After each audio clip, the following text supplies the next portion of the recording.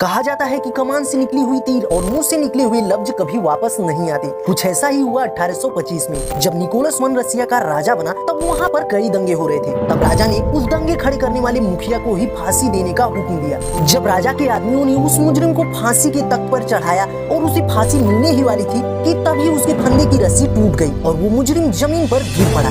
उस जमाने में किसी फंदे की रस्सी का टूटना ऊपर वाले का चमत्कार माना जाता था और अक्सर मुजरिम को छोड़ दिया जाता था। इसलिए राजा के आदमी राजा के पास गए और पूरी बात बताई। राजा उसे छोड़ने ही वाला था, तभी राजा के एक एडवाइजर ने उन सिपाहियों से पूछा कि मुजरिम जमीन पर गिरने के बाद कुछ बोला था क्या। सिपाही ने कहा, हाँ, वो बोल रहा था कि राजा एक ढंग की रस्सी नहीं बनवा सकता तो राज्य क्या खाक चलाएगा। और राजा ने उसी वक्त उस मुजरिम को सबके सामने बेरहमी से मार दिया। कहने की जरूरत नहीं है कि रस्सी के टूटने पर अगर वो अपना मुंह बंद रखा होता तो उस पर ये नौबत नहीं आती। कहा जाता है कि कमान से निकली हुई तीर और मुंह से निकले हुए लफ्ज कभी वापस नहीं आते।